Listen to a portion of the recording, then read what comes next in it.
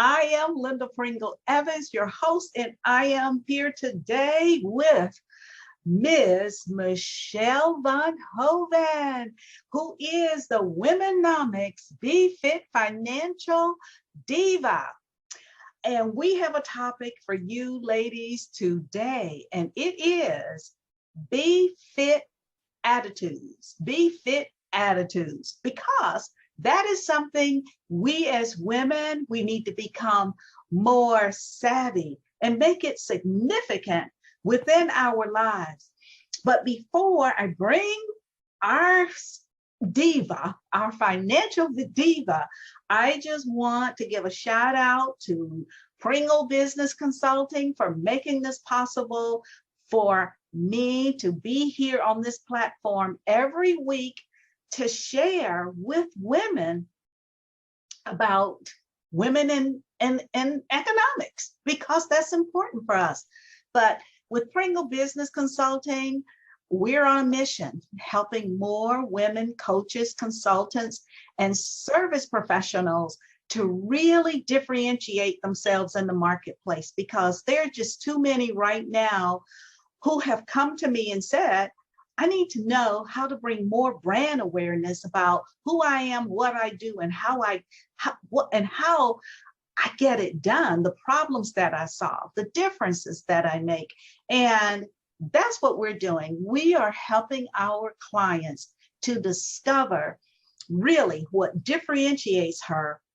You turn that into her unique selling proposition, and because that's what she delivers every single time to her customers, that promise, and how to monetize it, because that's important. How does she take that and monetize it and generate 6 figures or more in her business? So that's what we're doing at Pringle. If you want more information, you can certainly visit my website and book a strategy session. Is complimentary at pringlebusinessconsulting.com. Now, let me just share with you, you know what? I don't need to give you Michele's bio, because by now you've been with us long enough and we've been doing this for months. You know she is a certified financial planner. You know this. And she can assist women anywhere within the United States. Understand this. Listen, ladies, if you want someone to help put you on that trajectory of your financial plan, okay, reach out to Michele Von Hoven. WomeNomics endorses this lady because she has the information, the knowledge, the expertise that we as women need to know how to position ourselves for financial freedom. Talk to her, ladies. Reach out to Michele Von Hoven. Now, without further ado, let's get started on today's topic, Be Fit Attitudes. Michele, welcome, welcome, welcome. How are you? Hi, Linda. I'm great, and thank you. Appreciate Pringle Solutions to help us here and sponsor the show, and the time here with you. And so I wholeheartedly endorse you as well, because you are exceptional. You've helped me with my own mission statements and branding, and I appreciate you so much. And so we're just going to jump out on the ledge here to help women with their financial fitness. And we always want you to know that your financial fitness is as important as your physical fitness. You know, if physical fitness involves building muscle, so does financial fitness. And so we're here to help you build that muscle with the system, the BFF system, which is the Be Fit Financially system. So we're not just giving you information, we're giving you the guide, the process, the step-by-step process. And for any of you who have been here through some of the other shows, we've gone through some of the components, and we start out with the clarity of the foundation. The integrity is the guide and prosperity solutions, which we did in 2 shows. And today we're doing the Be Fit Attitudes, the Be Fititudes for short, we call them, which are your healthy, wealthy attitudes, your guiding light to galvanize your total financial wellness. Because sometimes we get off track, the noise that surrounds us. And so I've came up with these fititudes to keep you fit, to keep you on track. And if I may, Linda, you want me just to jump right in with the first one? Is that okay? You know, before you do the very first one, Michele, I must share, you know, the document that the article I sent you from AARP, I want to set the stage, okay, for our ladies, because this is so important. Ladies, just let me share a little bit of information that AARP has come out and shared about women.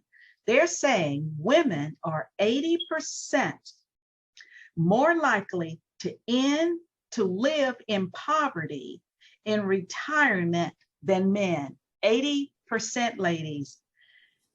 To combat, well, I'm not going to go into what AARP is planning to do, but I want you to think about that. 80% of women could possibly live in poverty during retirement. So something needs to happen now to make this change so that this doesn't exist in the future. And here's the last statement I want to share from AARP. Poverty hits women in retirement harder than men. For example, the average Social Security benefit is a modest $1,555 a month. Among retirees who draw Social Security benefits, 42% of women get more than 50% of their income from Social Security, compared with 37% of men. So ladies, if you don't think it's time to become serious about being fit financially, did you hear what AARP shared? And you've heard Michele say in the past, the earlier you begin this journey, the better your options are. And she explained why before. So I'm here. I am pouring my heart out to you today because we have to change this. This is a necessity. To me, this is an awakening that we don't want to see more women in the future to be living, and we're talking about right here in America, 80% living in poverty possibly. So Michele, take it from there. I've said what I wanted to share, and thank you. Oh, yes, of course, Linda. And I was going to throw that in one of the parts here, but that's perfect. And what we're trying to do here is not just, we give the statistic and they're real. They're out there. The Social Security Administration, you can look them up. I get them from the American College.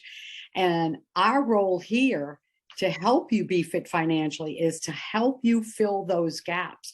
Because when you're looking at a woman getting, the average is 1,000 or whatever. Now there are other things, and we're going to go into another show about this a little deeper, whether they can have a spousal benefit. But this is a very, very intricate area that needs diving into. And it's not just go and claim this amount, because the Social Security Administration are not advisors. They are not going to tell you what to do and how to do it. And here's the best part about that. How can they advise you when they don't know your whole picture? I'm a holistic advisor. I speak all the time on holistically. They don't know what your situation, if you're getting some rental income from a property, or if you're getting an annuity from a spouse or someone, or a pension. They have no clue, and they will not advise you on that. So we will deep dive into that a little more in another episode. We want to get the overall picture here and to see that you can be financially fit, that you can be independent, that you can have a clear system that addresses all these avenues. And you've heard me say this, if you miss one piece of the puzzle, it's not what you don't know will hurt you, it's what you think will hurt you. So you got to be careful with that. And we'll lead into that, into the healthy attitudes that will help, again, galvanize you to be fit financially. And the number one is to be proactive. Yes. We say be proactive because if you're not proactive, then what are you? You're reactive. Yeah, reacting. And Yes. how are you? Reactions are caused by emotions. We see this in the stock market. We see this when people own positions and they see the media and the noise and they say, oh, you know, just the other day, the Dow went down 1,200 points. It was quite substantial. It brought us back 2 years in that one day. And I've seen it over the years, being an advisor for 35 years. I've seen many of these happen. But if you're reactive, you say, oh, I need to get out.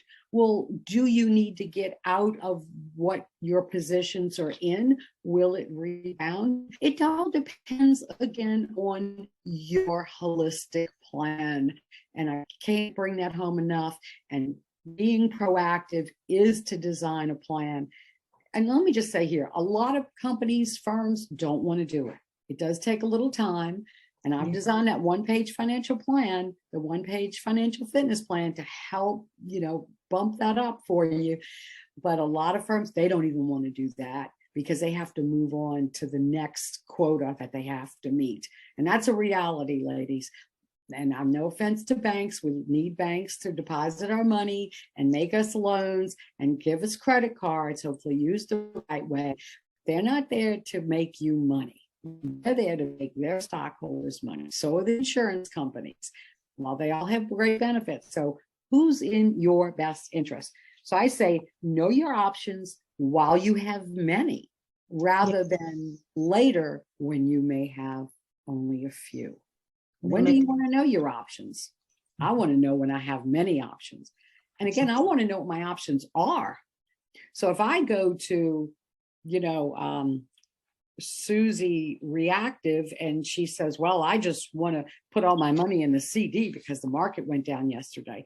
Well, is that the best place with inflation and it's reducing the purchasing power? So you don't want to be reactive like that. If you have a plan that's well designed and we can help you with that, easy, fun and easy. We make it fun and easy because this doesn't have to be complicated. We want to change the status quo of the financial services industry. They try to make it complicated to confuse you so that you can just go and do whatever they say. And this is going to stop right now here, Linda, with us on WomeNomics. We are stopping and changing the status quo, and we're going to be proactive and not reactive. That's right. All right. So let's give them the first. Now, there are 10 B fititudes that Michele is going to share with us. So today is part 1. She is sharing the first 5 today. So take it away, Michele. Well, that was number 1, was to be proactive. So always think about that one. And you are 100% responsible for your own actions. You know, you want to be in control and control the uncontrollable. That way you don't react. See, when you know and you're prepared ahead of time, and that's one of the other ones in the next part, but when you can control the uncontrollable, then you feel more comfortable and you can be proactive. So remember that. Number 1, proactive. Number 2 is to be accountable, right? We have to be accountable. You know, women can be accountable to your roadblocks. Know what your roadblocks are, you know, your potholes. If I have a roadblock that I know is a bias that I have, I need to be accountable to that. If I know I'm only going to believe what I heard lately or from a friend and not get full qualified information, then I'm not being accountable to myself, nor am I accountable to my plan. So a fiduciary advisor can help you be accountable, can show you that you're on track. And when you're being accountable, know where you are, where you stand now, where your money goes with your beautiful budget, because it is beautiful. It's a great guiding light for you. It's just like our Befititudes are a guiding light. but your budget can be beautiful, and then know where your money grows, Mhm. or is it stagnant? So you want your money to grow. The whole idea here is to have your money working harder for you than you do for it. So be accountable to your money and to yourself and to your own plan. And because your future depends on it, and you have to act like it does because it does. Yes. And one of the things with being accountable is, I think, and you've shared this before, you're able to measure, Mm-hmm. the progress, or where, there may be some dips, or where you can really see and evaluate. If you're measuring, you can evaluate what's working, what's not working. So I love that about being accountable, because it does help you to measure what is going on within your financial plan. Exactly. And there's a saying in the investment world that what gets measured gets managed. So if you don't measure, you cannot manage. So that's good. That's part of your accountability. Measure, manage. And the part we all know about, if we don't measure our weight, it can get out of control. We can't manage it. That's right. Sometimes we don't want to look at those numbers, but we always have to look at that number at some point. And it's the same thing with your finances. You might not want to look at them today, but I promise you at one point you will be forced to look at them. Right. And that goes back to, what options will you have? So yes. Yeah, that's, and again, where your money goes, where does it grow? And women can confidently claim and grow and protect their wealth and overcome the barriers to financial success with accountability. I mean, this really helps you, your guide, because money is emotional. People would rather talk about, a lady told me this the other day. She said, I'd rather talk about my age than talk about money. And I thought, wow, that's a good one. Yeah, I was the first time I heard it last week. I said, oh, wow, I'm going to use that, because I didn't know that. But I'm like, yeah. My goodness. Mm-hmm. Yeah. So some people just don't want to talk about it. And that goes, part of the accountability too. And we dive in a little bit of this in our foundation is, the money story. You have to be accountable to yourself too, and know that maybe your money story, that script needs to be rewritten. Maybe you're not being accountable to yourself, and knowing what are those stories you heard growing up that no longer serve you today. Like, the one, money doesn't grow on trees. Well, if any adult thinks money still grows on trees from what they heard when they were 5, well, God bless them, but we know that's not true. So when you stop and someone's going, oh, and I really sit down, you think, well, that's right, there's no money on trees. So it's like, why am I still thinking that, So these things, we kind of bring them, to the forefront. And then you realize it and you go, oh, light bulb. Yeah, right. Why am I thinking this? So being accountable to yourself and to your finances and to your future, mainly your future, because the future is now. Yes, I like that. The future is now. Yeah. You're living in the future. Yes. You are. Right. And so the third beatitude is to be bold. People are not always thinking about being bold. They think maybe that's bad, but fortune favors the bold. You have to take action, and it takes boldness and confidence to take action, to make a decision, make bold decisions. Not that it's an aggressive decision, but a bold decision. Sometimes no decision is a decision. And I don't think that's very bold, not to make any decision. And people think if I don't do anything, well, then I can't get hurt. Okay, so leave your money sitting in a zero account, earning nothing, and you think you're safe.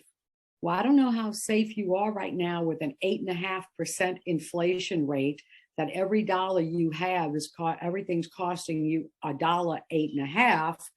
Is that being wise? No, it's not. So when you think about it in the framework of finance, you need to make better decisions and wise decisions. And you need to have an unstoppable confidence, that you can win the money game. I mean, it is a game, it's definitely a money game. You're either going to win it or you're going to lose it.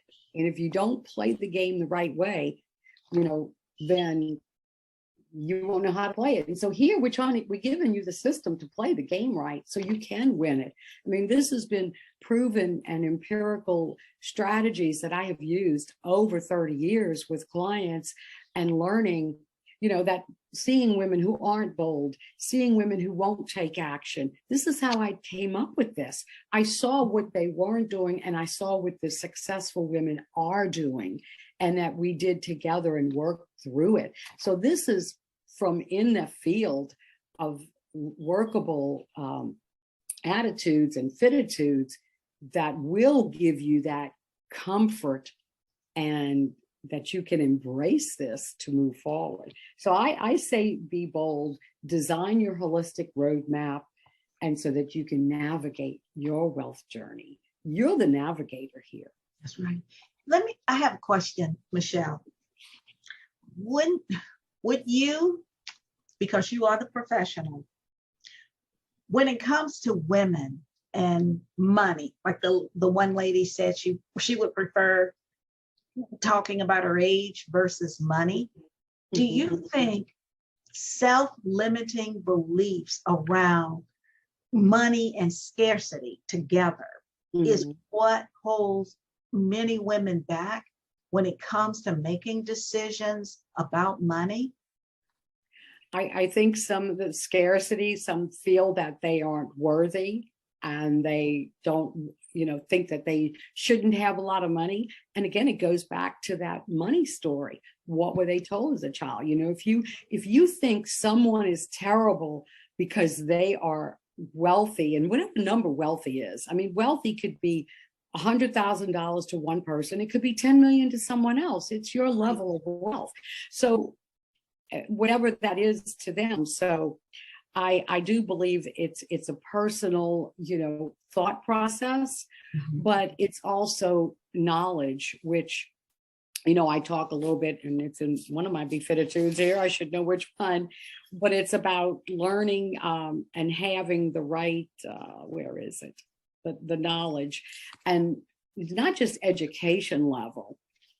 It's the literacy level. Okay, so this is a good place to talk about that. So you have limiting beliefs. Why? It's things you heard from the past or things you have seen along the way from people in your life. Maybe you saw someone who was wealthy and you just didn't like them. Well, why didn't you like them? Well, did they do you something, or were you just jealous of them? Which jealousy is not a good emotion. But so it's why. So let's get to the why. Confident decisions have to be made with proper knowledge. And if the decision is not authentic to you, if it doesn't fit you, it's like trying to put the round peg in the square hole. It's like, okay, go do this, and you just don't feel right because it doesn't fit you. And that's why, these cookie cutter plans that some people do for, let's say, Frantic Fran, I call her Frantic Franny, versus, someone else who is, decision-making Debbie, they're two different people. So one will work for one and not the other. But who wants a cookie cutter plan? That's not my life. Our financial DNA is as unique as our physical DNA. And I've said this before, and people have to understand, ladies, men too, need to know this, because not all men are totally confident. I can tell you, they may act like it, but they're not. And I've seen a lot of situations with that. But it's the information, it's getting the proper knowledge to make the right decision. Now, knowledge is out there all over. You can go on the internet, and if you want to go look up what's a preferred stock, or what's a debenture or whatever, you can go get that basic knowledge. But here's the key, Linda. this is the biggest key of all. It's the financial literacy that really counts.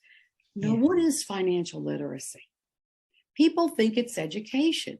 Well, it's part education, information, but it's taking that information and putting it into action and knowing where to put it in your plan, within your life. That is the financial literacy part. And I think those two words, financial literacy, are not properly defined. And we're defining it here today clearly, because I see as a misconception. You have to know how to take that and mold it into your plan. What do I mean by that? So information, whether it's opportunities, whether it's specific a mutual fund, or should I have a managed stock portfolio, or should I get a life insurance policy? Do I need to put that life insurance policy in an irrevocable life insurance trust? Do I need to set up a trust? So you can have all that information that's out there, but how do those pieces of the puzzle fit in your puzzle? That's the financial literacy. And that's where, if you have the temperament and the training to do it, wonderful, do it. If you don't, save time and save money and borrow somebody else's knowledge and confidence to get it done, and put that piece of your puzzle away so you can move on. And if it's building your entrepreneurial business, women are thriving more and more in business, but if they don't have their own financial puzzle and in order, it affects their business. I'm going to be doing a talk on that. There is an I in team. People say, oh, there's no I in team. Oh, yes, there is. What about you? Because if you're not financially fit, if you're not financially whole, and you're worried about it yourself, that mirror is going to reflect to the people you're working with and dealing with. Right. So you need to be fit and whole as well. So we need to, stress this more, and it's coming out, and women that are here and men are learning this, and they're learning it here thanks to you, Linda Pringle, and I appreciate that. Oh, so much. Thank you. Thank you so much. Well, we have one more. Let's get to 4 and 5. Well, the commitment. So be committed and committed to your prosperity.